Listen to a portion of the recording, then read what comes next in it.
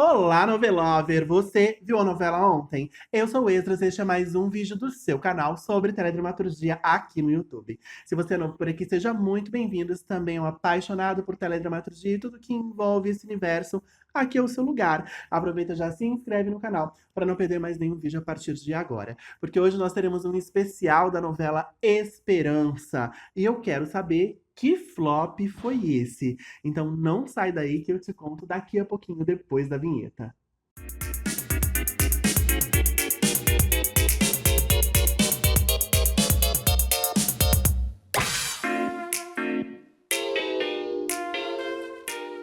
Esperança foi uma telenovela exibida pela Rede Globo às 8 da noite, escrita por Benedito Rui Barbosa, com direção geral de Luiz Fernando Carvalho. Ela estreou no dia 17 de junho de 2002 e teve um total de 209 capítulos, completando no último dia 17 exatamente 20 anos de sua estreia. E é por causa dessa data tão emblemática que, apesar da trama ter sido um fracasso retumbante de audiência, de público e até um pouco de crítica também, é que eu trago ela aqui para o nosso quadro Que Flop Foi Esse?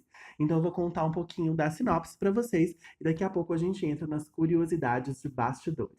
Na Itália, Tony, vivido por Reinaldo Gianecchini, filho do pianista Gennaro, feito por Raul Cortez, se apaixona por Maria Priscilla Fantin, filha do maior inimigo de seu pai, o fascista Giuliano. Entretanto, a moça está prometida para o abastado Martino, José Maier e Tony, após se desentender com o pai, decide tentar a sorte no Brasil. O que ele não sabe é que Maria está esperando um filho seu. Ao chegar à capital paulista, Tony se vê envolvido pela judia Camille, Ana Paula Arósio, filha de um rico comerciante. Enquanto luta para se manter, ele conhece os únicos parentes no Brasil. Dona Madalena, Laura Cardoso, uma lavadeira que tivera um caso com seu tio Giuseppe, Valmor Chagas, e a prima Nina, Maria Fernanda Cândido, jovem operária rebelde de romance com o português Boa Praça José Manuel, ou Morruga, feita pelo português Nuno Lopes. O velho Genaro, sozinho após a morte da mulher Rosa, Eva Vilma, decide também vir para o Brasil à procura do filho. Sem o endereço de Tony, se instala na pensão de Dona Mariusa, Regina Dourado, e passa a trabalhar como pianista no fino bordel da francesa Justine, Gabriela Duarte, amante de seu companheiro de quarto, jovem estudante Marcos Chico Carvalho. Enquanto isso, na Itália, Maria é obrigada a casar com Martino, mesmo este sabendo que o filho que ela carrega é de Tony. Após a morte do pai, ela acompanha o marido em uma viagem ao Brasil e se instala na fazenda dos italianos Vincenzo, Otton Bastos e Constância, Araci Esteves, amigos de Farina, Paulo Goulart, um conterrâneo de Martino. A família de Vincenzo luta contra a resistência de Dona Francisca Mão de Ferro, Lúcia Veríssimo, dona da fazenda vizinha, uma viúva que odeia os italianos e não os quer como vizinhos. Mas Francisca não esperava que seus filhos, os bem-criados Maurício, Ranieri Gonzalez e Beatriz, Miriam Freeland, fossem se apaixonar justamente pelos rudes filhos dos italianos, Caterina, Simone Spoladori e Marcello, Emílio Urciolo Neto. A morte de Martino deixa o caminho livre para Maria reencontrar seu grande amor, Tony. Com o filho Martininho, primeiro ela reencontra Gennaro, que não lhe dá boas notícias. Tony está casado com Camille. Então esse é um bom resumo do que se tratava as histórias principais de Esperança.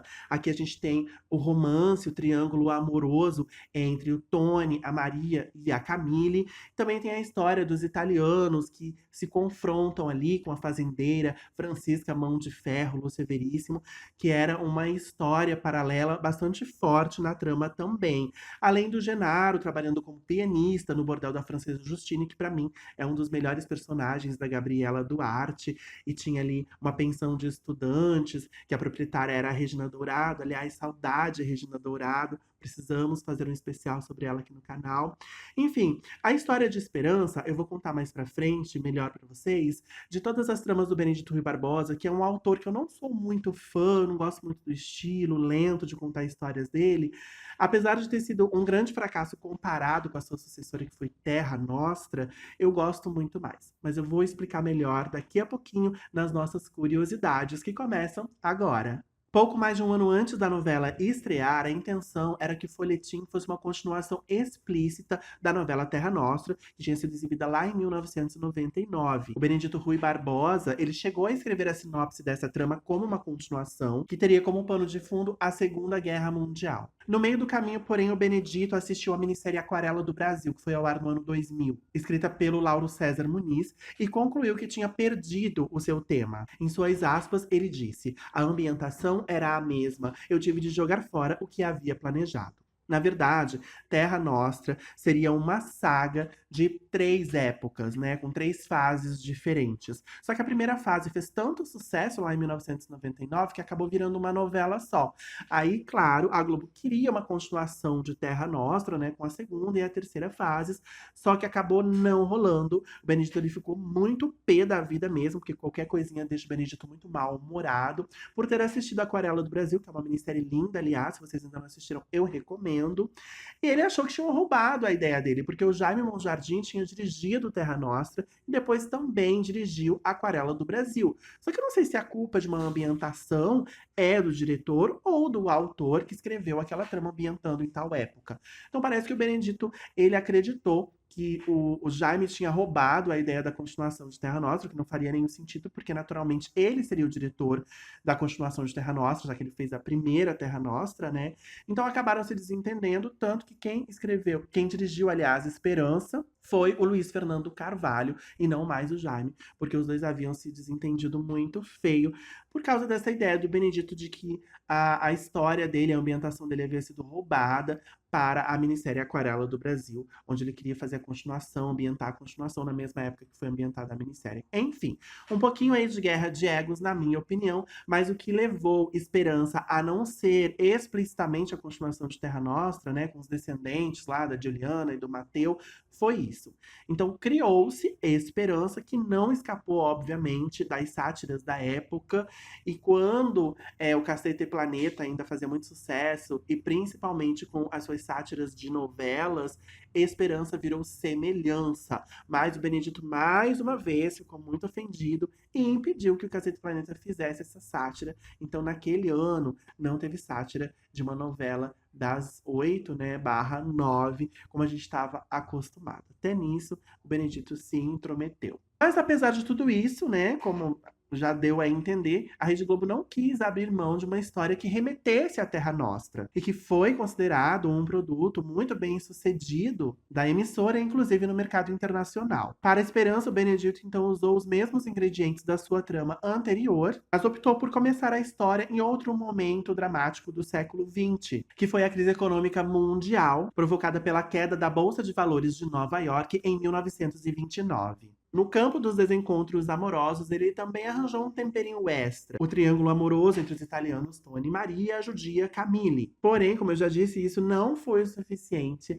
para tornar injusto o apelido que Esperança recebeu de Semelhança com Terra Nostra. Há pelo menos 3 meses as gravações se arrastavam em função do atraso na entrega dos capítulos. Cenas eram feitas na véspera ou no mesmo dia que iam ao ar. Atores ficavam à disposição do expediente sem chance de agendarem outros compromissos. E dizia-se maldosamente pelos corredores que a novela estava sendo gravada ao vivo. O atraso nas gravações resultou na necessidade de flashbacks constantes. E a história mergulhou na chamada barriga, jargão para designar onde nada acontece na trama. E, obviamente, a audiência despencou. Esperança passou bem até pelo teste do horário eleitoral, um adversário óbvio para a faixa nobre da TV. Apesar dos quase 20% que desligavam a TV durante a propaganda gratuita, a novela chegou a resistir, alcançando até 45 pontos. Porém, acumuladas as consequências do atraso dos textos, a audiência na Grande São Paulo acabou despencando para 35 pontos. A crise na novela chegou ao ápice em dezembro de 2002, com a mudança urgente de mão. Cedendo à pressão imposta pelo ritmo industrial da emissora, Benedito Rui Barbosa abriu mão de escrever e passou o bastão a Valcir Carrasco, que, acionado, assumiu a novela a partir do capítulo 149. Com Benedito saíram suas colaboradoras, as filhas Edmara e Edilene, e com Valcir entrou Thelma Guedes para auxiliá-lo. Ao livro Autores, Memória da Teledramaturgia Brasileira, Benedito Rui Barbosa comentou, abre aspas, Eu não queria que a novela fosse ao ar junto com a Copa do Mundo de 2002 da Coreia e Japão e o horário político. Achei que me prejudicaria, mas teimaram e fizeram mesmo assim. Além disso, minha mãe estava doente. Eu deixava de escrever para ir ao hospital, voltava para casa chocado, tentava escrever. Foi ficando muito difícil para mim, até que um dia resolvi parar. Fecha aspas. Valcir Carrasco recebeu a missão de regularizar a entrega de textos à produção, a fim de sanar todos os problemas causados pelo atraso na conclusão dos capítulos escritos. O novo autor mexeu bastante na trama, criou novos entrechos, incluiu novos personagens, mudou a personalidade de alguns e conseguiu fazer com que os telespectadores voltassem a se interessar pela história e acabou por livrar a novela do título de mais baixo ibope da história do horário nobre da emissora. Entretanto, Benedito Rui Barbosa não gostou nada dos rumos que Valcir Carrasco deu à sua história. Em entrevista a André Bernardo e Cíntia Lopes do livro A Seguir Cenas do Próximo Capítulo, Benedito desabafou, abre aspas. Quando ele assumiu a novela, deixei de assistir. Se visse, queria bater nele. Na época, liguei para Mário Lúcio Vaz, então diretor artístico da Globo, e disse: avisa o Valcir que quando eu encontrar com ele, eu vou dar porrada, entendeu? Ele simplesmente acabou com a minha novela. Não terminou como eu queria. Depois, mandou uma carta pedindo desculpas, coitado. No fim, tudo terminou bem. Fecha aspas. No início de agosto de 2002, os atores Ana Paula Arósio e Reinaldo Gianecchini se feriram de verdade durante as gravações. Em uma cena onde tinha que destruir uma estátua feita pelo marido, estátua essa que era um busto do rosto de Maria, numa crise de ciúme, a intérprete de Camille torceu o pé. Já o galã saiu com o dente da frente quebrado depois de ser acidentalmente atingido pelo golpe dado por Ana Paula Arósio. Nesse momento da trama, os veículos de comunicação, a mídia de fofoca, os veículos que falavam sobre novela, definitivamente decidiram ali que a novela estava zicada mesmo, porque os dois atores saíram muito feridos, machucados, depois de uma cena muito tensa e intensa. Eu lembro muito dessa cena.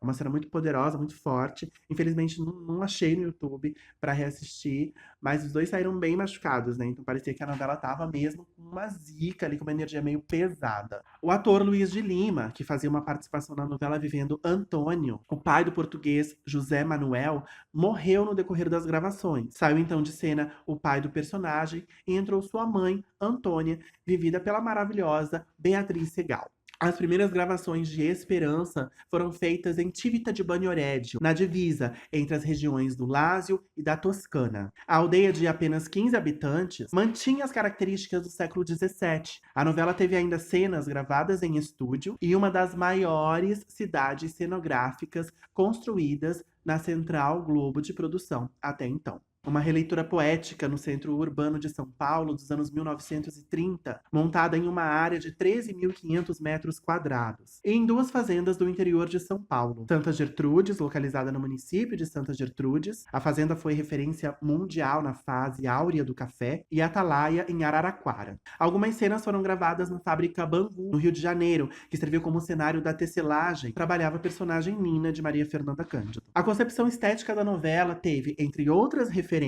o neorrealismo italiano. As cenas seguiam uma retratação operística na retratação da realidade dos anos 1930. Para dar forma a essa linguagem, a equipe assistiu a palestras sobre mitologia e sobre a década de 1930. Destaque para a fotografia, lindíssima, e a direção de atores, muito bem conduzida por Luiz Fernando Carvalho, como sempre. E a interpretação segura mais uma vez de Raul Cortez como um italiano, acho que pela terceira vez numa trama do Benedito Rui Barbosa, e de Ana Paula Arósio, numa personagem bem controversa, né? A gente esperava uma mocinha e foi entregue uma personagem obsessiva que piorou muito de personalidade depois que o Valcir Carrasco assumiu a trama, ele transformou ela numa vilã, e depois no último capítulo ela acaba se redimindo. Mas Camille foi um marco na história da Ana Paula Arósio, na minha opinião. Por sua atuação, Arósio foi premiada com o troféu Imprensa de Melhor Atriz de 2002. Para a criação da novela, Benedito Rui Barbosa contou com o trabalho da pesquisadora Madalena Prado. O autor teve ainda a consultoria da israelense Ahuva Fleet para assuntos judaicos. Por abordar diferentes colônias de imigrantes, Esperança inovou no tema de abertura. Na primeira semana, a música tema era cantada em italiano pela cantora Laura Pausini. Na semana seguinte, passou para o hebraico. Quem interpretava era o cantor e ator Gilbert Stein, que também fazia novela. Ele interpretava o pai da personagem da Ana Paula Arósio, a Camille. Depois, a abertura ganhou uma versão em espanhol e outra em português, cantada pelo cantor Daniel. O primeiro título pensado para a novela foi Ué, Paisano. Um título, assim, péssimo, na minha opinião. Até hoje eu não entendi direito. Acho que não é legal, mas enfim. Era esse o título primeiro pensado pelo Rui Barbosa. E aproveitando a sua exibição, chegou às livrarias o livro A Década de 30 através da novela Esperança. Uma curiosidade interessante também para citar aqui para vocês é que o José Maier, né, ele entrou na trama para fazer o Martino ali, uma ponta do triângulo amoroso com a Maria e o Tony. Ele acaba casando com ela, enfim, pedindo que ela vá embora para o Brasil com ele. Só que ele morre, né, no meio da trama. E eu não apurei isso, mas eu não sei se já estava prevista a morte dele ou se ele foi morto para poder entrar em Mulheres Apaixonadas. Eu creio nessa segunda versão, de que ele saiu de Esperança para poder fazer o César, né, o Dr. César, um dos protagonistas de Mulheres Apaixonadas, o Manuel Carlos, que não abria mão dele nessa trama e que foi a substituta de Esperança ali no horário nobre. Então, José Maier era para fazer novela até o fim, agora eu me lembrei. Ele teria um caso com o personagem da Lúcia Veríssimo. Acabou sendo abortada a história dele para que ele pudesse começar as gravações de Mulheres Apaixonadas. E a Esperança nunca foi reprisada. Não dá para dizer que a gente não sabe o motivo, né? Porque eu acho que eu dei vários motivos aqui. Mas, curiosamente, como eu já falei no início, Benedito Rui Barbosa não é um dos meus autores preferidos, porque eu acho o texto dele lento, o desenvolvimento das histórias dele tem uma coisa modorrenta ali, meio devagar, é um clima que não me atrai muito. São tramas que eu posso assistir um capítulo hoje, outro daqui a 10 dias, que eu não vou me perder. Parece que vai estar tudo no mesmo lugar. Está acontecendo, aliás, com Pantanal, que é uma novela que eu acho muito boa, muito bem feita, dirigida, interessante, gostosa, está na boca do povo, mas também não foge a esse ritmo do Benedito, né? Então, assim, eu detestei Terra Nostra. Acho que é uma novela muito chata, muito cansativa. E tem coisas que eu adoro em Esperança, assim. Eu acho uma novela bonita, eu gosto dos protagonistas, do Giannichini com a Ana Paula Arósio. E pra mim tem um dos últimos capítulos mais bonitos de novela que eu tenho lembrança, né? E eu acho que isso foi mérito do Walter Carrasco, que também é um autor que eu não curto tanto, mas eu já fiz um vídeo aqui falando dos últimos capítulos das novelas, das 9, do Walter Carrasco, que são sempre muito bons, surpreendentes, interessantes, apesar da novela inteira ser um erro, ele sempre manda muito bem nos desfechos. Porque eu acho que novela boa tem que ter finais, assim, realmente que te deixam ou emocionado, ou surpreso, e o Walter faz isso como ninguém. Eu acho que com Esperança, ele soube fazer muito bem, muito bonito. O tempo passa, né? E a derradeira cena da novela é o Tony e a Maria juntos na velhice, e o Tony narrando, né, como foi a vida dele durante as décadas, com filho, neto, bisneto, tataraneto. Existe um pequeno reencontro ali com ele, com a Camille já idosos. Eles não chegam a se falar, mas se veem de longe. É lindo, gente. Eu acho muito lindo, muito emocionante. Procurem no YouTube, tem o último capítulo da novela. Acho que tem o penúltimo também, os últimos deve ter ali. Então eu revi esse penúltimo capítulo para relembrar se realmente tinha sido tão bonito o último capítulo, e foi. Na minha opinião, foi muito bonito. E esse foi o vídeo de hoje, relembrando aqui os 20 anos da estreia desse flop. Então, espero que agora vocês tenham entendido que flop foi esse, Esperança, de Benedito Rui Barbosa, que curiosamente é uma novela que eu curto dele sim. Se você gostou desse vídeo, deixa seu like, compartilha, comenta. Não se esquece de se inscrever no canal e engaja bastante pra gente continuar crescendo. A gente se vê no próximo vídeo. Um beijo, tchau!